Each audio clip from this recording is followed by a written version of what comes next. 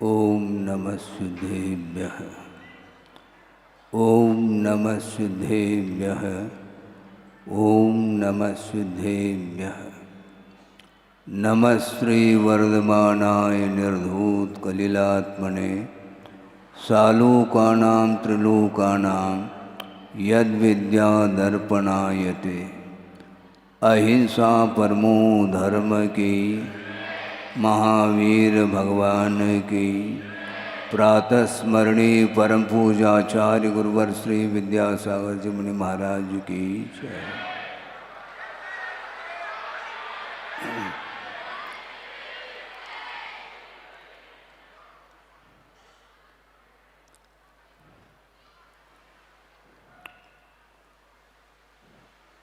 एक दोहा जो बहुत ही प्रासंगिक है, उसको सामने रखते हुए अल्प समय में गुरुदेव की भक्ति, उनका गुणानुवाद हमें भी करना है, क्योंकि आप लोग लंबे समय से भक्ति कर रहे हैं और मेरे लिए बहुत अल्प समय मिला है। समय अल्प मिले अथवा बहुत मिले, किंतु भक्ति में कोई अंतर नहीं आने वाला है।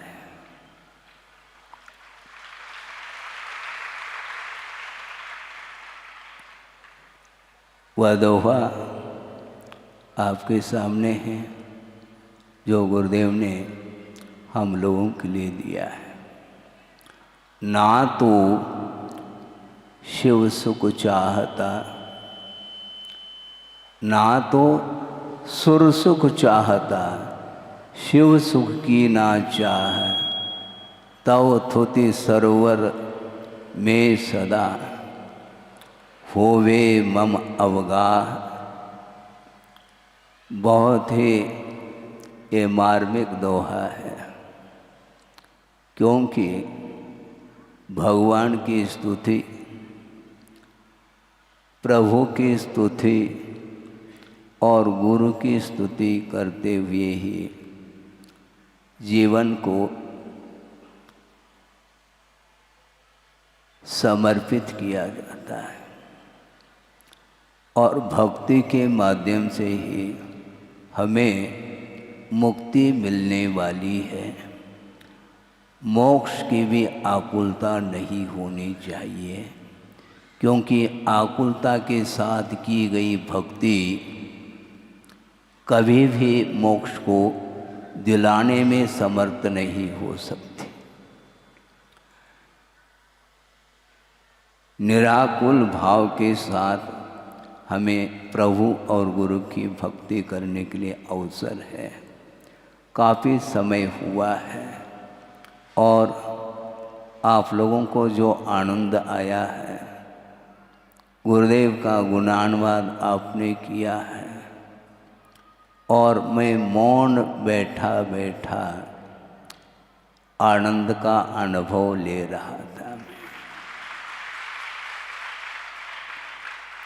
बोलने में ही आनंद आता है ऐसा नहीं, बोलना भी चाहिए समय पर, किंतु जो बोलते हैं उन शब्दों में जान होना चाहिए, ऐसा गुरुदेव का कहना।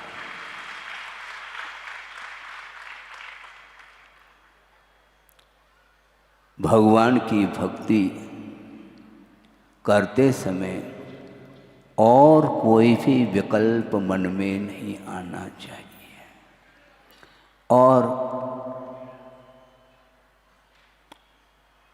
यह समय गुजरता हुआ प्रति समय निकलता ही चला जा रहा है। इसके उपरांत भी धैर्य रखना चाहिए और धैर्य के साथ जो साधना करता है वह अंतिम अंतर मुहूर्त में उस साधना के फल को भी वह प्राप्त कर सकता है साधक, ऐसा उनका कहना है। और दूसरी बात यह है, बहुत मार्की की बात उनके मुख से हमने कई बार सुना है, केवल मैं दोहराता रहता हूँ, मैं अपने तरफ से कुछ भी कहना पसंद नहीं करता, क्योंकि गुरु के वचनों के सामने अपने वचनों की क्या कीमत है, कोई वैल्यू नहीं उसकी।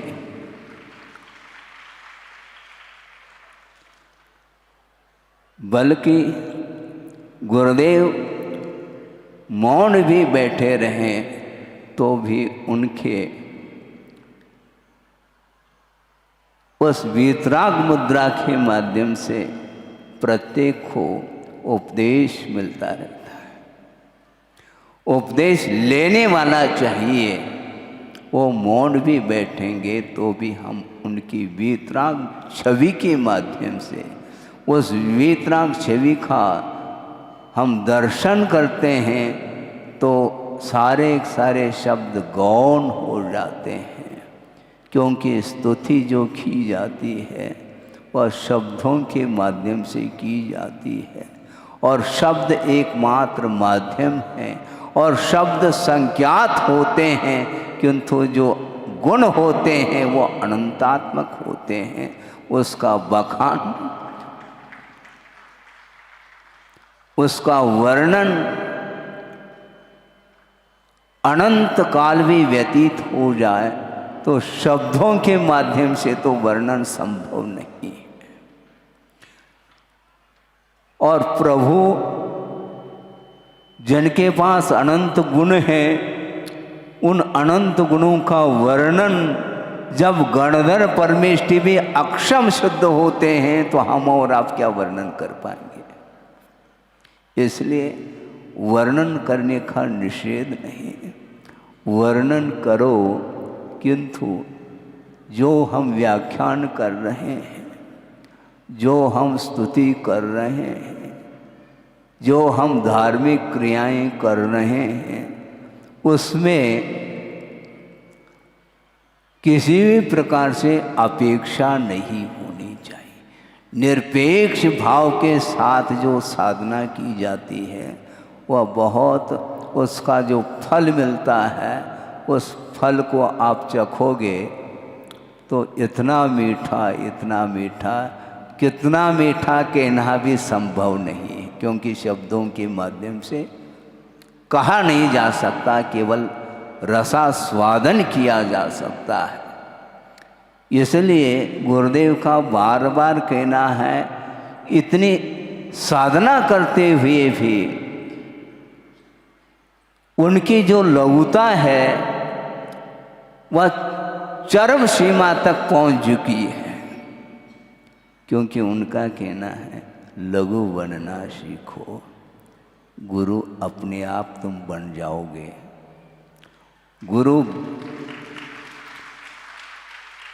गुरु बनाने का विषय नहीं,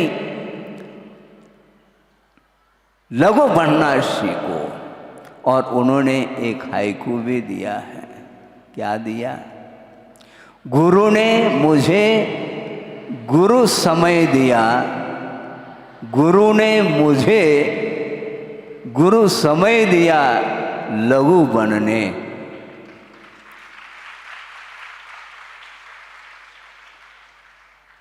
इसको बोलते हैं शब्दों में जान है। शब्द अपने आप बोलते रहते हैं, बोलने की कोई आवश्यकता नहीं। उनका चिंतन, उनका मनन, उनका दृष्टिकोण और उनकी साधना के विषय में हम किंचित मात्र भी उसका आपके सामने शब्दों के माध्यम से वर्णन करूं तो संभव नहीं है, और समय भी बहुत अल्प दिया गया है। लेकिन फिर भी गुरु का गुणानुवाद करने में थोड़ा सा समय ज़्यादा भी हो जाए तो कोई वादा है क्या? नहीं है। सोचो, विचार करो। सन 78 का प्रसंग आपके सामने रख रहा हूँ। वैसे बहुत सारे प्रसंग हैं, एकांत प्रसंग के माध्यम से ही उनके जीवन के विषय में पढ़ा जा सकता है। सोचो, विचार करो। कहाँ तो कन्नड़ भाषा भाषी है और लौकिक जो एजुकेशन शिक्षण है वह कन्नड़ मीडियम से, और वो भी 9th शिक्षा को उन्होंने पास किया है। लेकिन यह ध्यान रखो, 9 का अंक है, ध्यान रखो पूर्णांक है वो।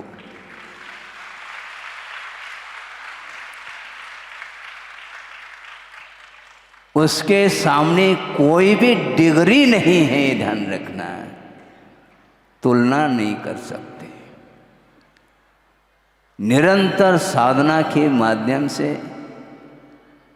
ज्ञान का जो क्षोभम है, ऐसा लगता है कि उनका वह क्षोभम अत्यल्प काल में एक क्षय के रूप में परिवर्तित होगा, इसमें कोई संदेह नहीं। सन 78 का विषय आपके सामने रख रहा हूँ। प्रतिदिन नैनागिरी की बात है।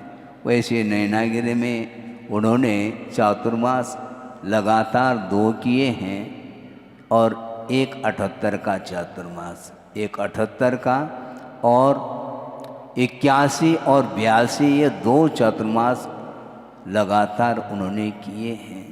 शायद 78 का ये प्रसंग मुझे ध्यान आ रहा है। और उस वर्षा योग के काल में उन्होंने अष्टपौड़ का अनुवाद प्रारंभ किया था, जिसमें लगभग 500 गाथाएं हैं और वह संस्कृत निष्ठ वह ग्रंथ है, कुंद कुंद की कृति है।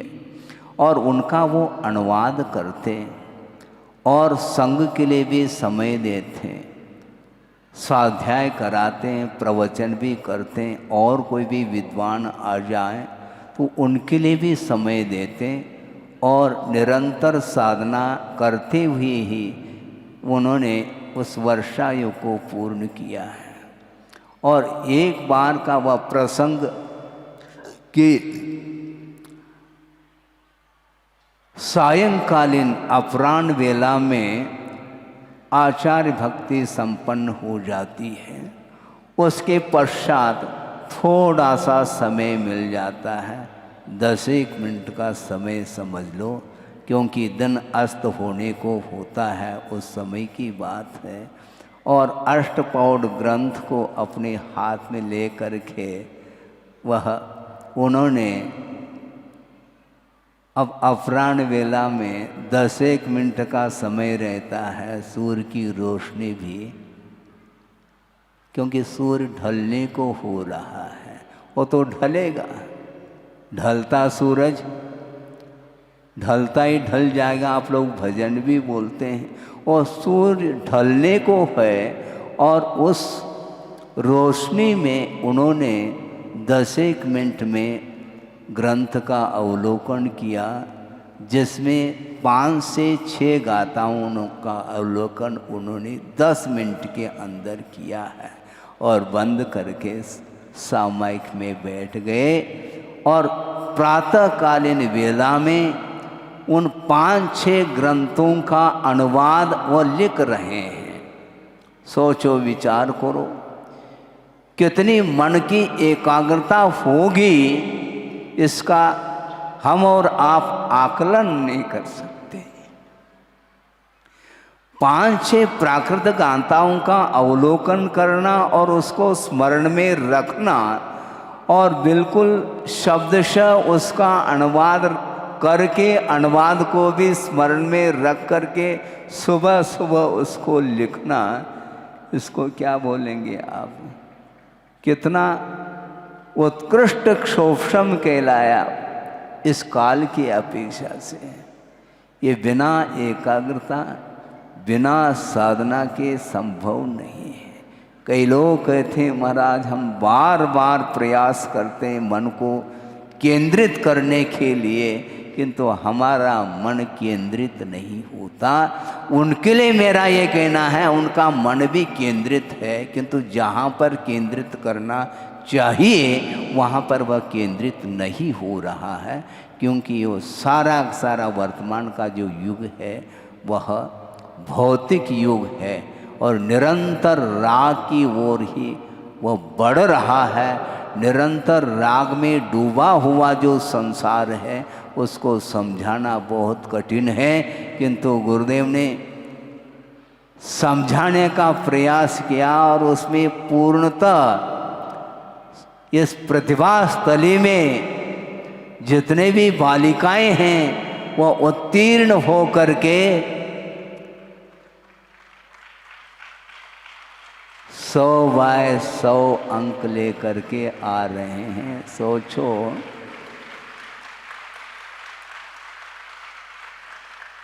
इसको बोलते हैं संस्कार। और संस्कार एक समय में नहीं पड़ते, निरंतर आत्मा को संस्कारित किया जाता है। सही दिशा की ओर कदम बढ़ाने के लिए जगत को शून्य बनाना पड़ता है और केवल अपने लक्ष्य को ही सामने रख करके निरंतर साधना की जाती है। चाहे ज्ञान के क्षेत्र में साधना हो अथवा चारित्र के क्षेत्र में साधना हो तो ऐसी हो। सताम विज्ञात तत्वानां सत्यशीलावलंबिनां चरणस्पर्श मात्रेन विशुद्ध्यति धरातलम, ऐसा कहा। सताम अर्थात जो महापुरुष होते हैं उनके विशेषण क्या दिए हैं? विज्ञात तत्वानाम, जिन्होंने तत्व अर्थात स्वरूप को जान लिया है। सताम विज्ञात तत्वानाम और सत्य शीलावलंबिनाम, सत्य का जिन्होंने आलम्बन लिया है और शील अर्थात स्वभाव का जिन्होंने आलम्बन लिया है, उनके चरण के स्पर्श से धरातल या पवित्रता का अनुभव करता है।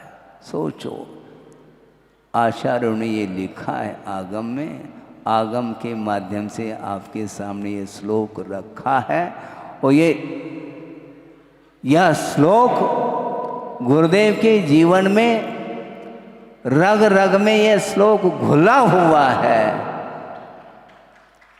इसलिए जब तक इस धरती पर वह विहार करते रहे, विचरण करते रहे, ये पूरी धरा धरती पवित्रता का अनुभव कर रही है और महाप्रयाण होने के उपरांत भी यह धरती युगों युगों तक पवित्र रहेगी।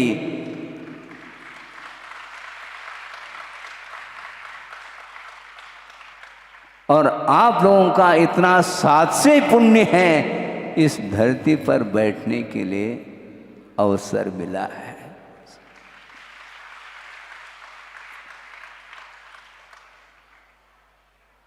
जब कभी भी गुरुदेव का स्मरण करने का अवसर आता है, उस समय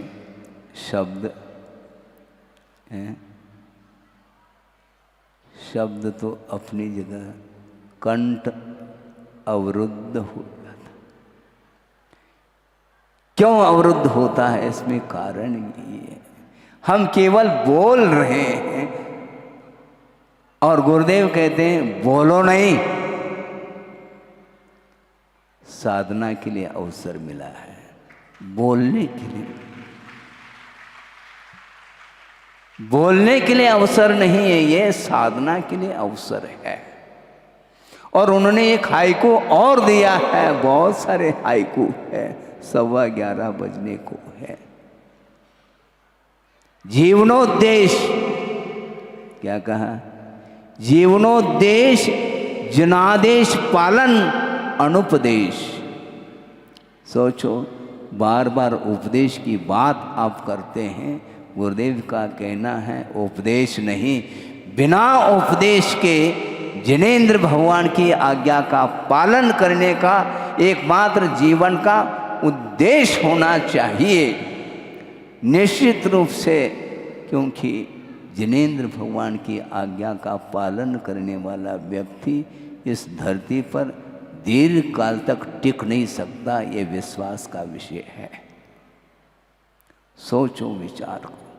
और जिनेंद्र भगवान का साक्षात हम दर्शन नहीं कर सकते, कोई हमें गम नहीं है, क्योंकि गुरुदेव का दर्शन करने का इतना दीर्घ काल के लिए हमारे लिए अवसर मिला था, और अब आंख बेचने के उपरांत भी निरंतर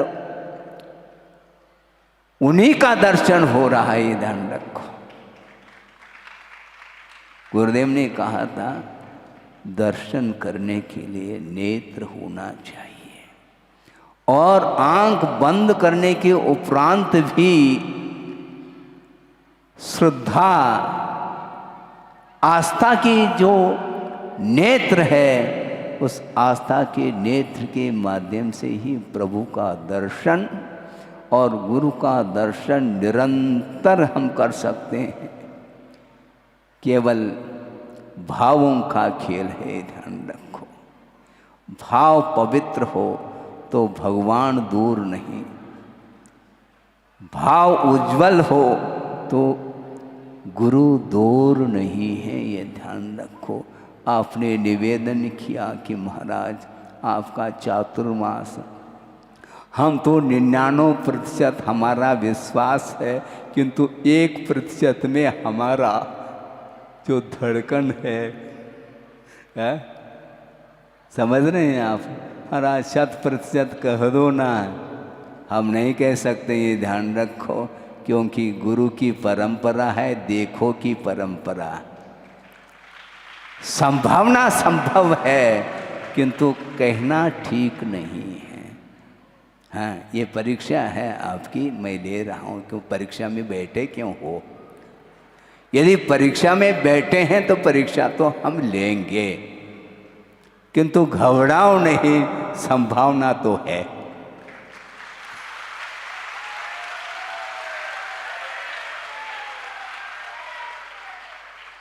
इसको बोलते हैं आस्था, इसको बोलते हैं लगनशीलता, रुचि। इसी प्रकार निरंतर सच्चे देव गुरु शास्त्र के विषय में आपका मन हमेशा उज्ज्वलतम बना रहे, इसके बिना गुरुदेव का स्मरण करना सार्थक सिद्ध नहीं हो सकता। इसलिए गुरुदेव, उनका जो मन है, उनका जो उपयोग है, इतना केंद्रित रहता था। हम देख करके आश्चर्यचकित होते थे, विस्मय होता था कि आचार्य महाराज वो भी पंचम काल में ही पैदा हुए हैं, और अपन भी पंचम काल में हैं। चतुर्थ काल में कोई भी पैदा नहीं हुआ, किंतु काल तो अपनी जगह है। भाव में यदि मान लो समर्पण भाव है, भावों में यदि साधना के प्रति यदि लगनशीलता और रुचि है, उत्कंठा है, तो निश्चित रूप से उसका अल्पकाल में भी कल्याण हो सकता है। कल्याण करने के लिए ये समय मिला है, कल्याण करने के लिए ही ये पर्याय मिली है, और इस पर्याय को सार्थक सिद्ध करने के लिए गुरुदेव को सामने बिठा करके उनकी वाणी को, उनके वचनों को आत्मसात करने की आवश्यकता है। कई व्यक्ति बोलते हैं कि महाराज अब गुरुदेव नहीं रहे, अब मार्ग प्रशस्त आपको ही करना है। ये ध्यान रखो, मैं मार्ग प्रशस्त करने के लिए यहाँ पर नहीं बैठा हूँ, किंतु मार्ग प्रशस्त करके गुरुदेव इस धरती से गए हैं, उस मार्ग को कलुषित नहीं करना।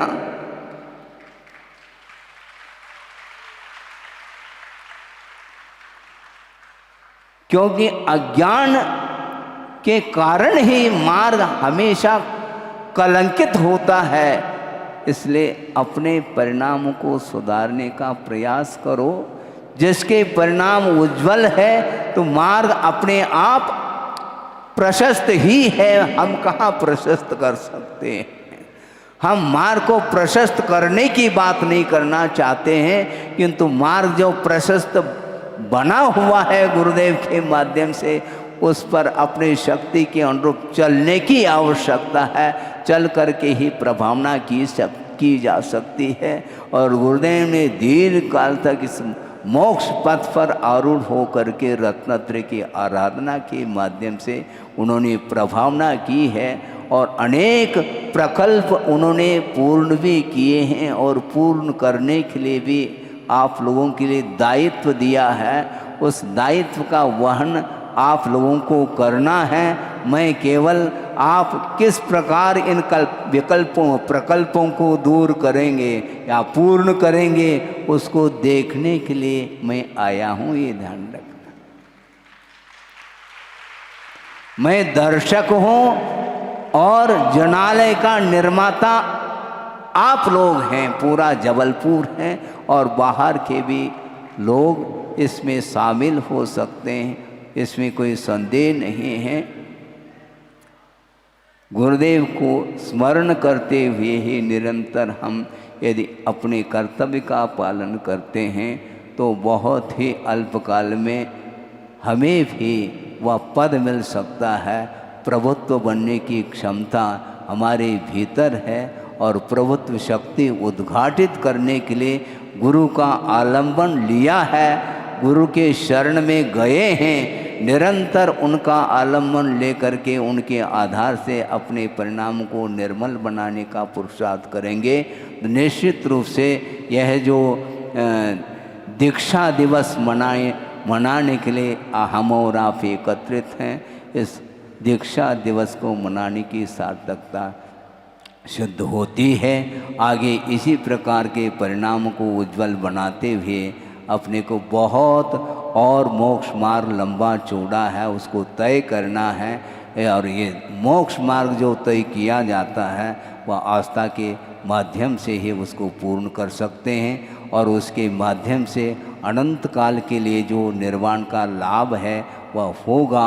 उसके माध्यम से अनंत काल के लिए स्वतंत्रता का अनुभव किया जा सकता है। सब लोग स्वतंत्रता को प्राप्त करें इस पवित्र भावना के साथ। अहिंसा परमो धर्म की जय। बोधि समाधि परिणाम शुद्धि स्वात्मोपलब्धि शिव शोक सिद्धि चिंतामणिम चिंतित वस्तुदाने त्वामंद मानस्य ममास्तुदे। परम पूजाचार्य गुरुवर श्री विद्यासागर जी मुनि महाराज की जय।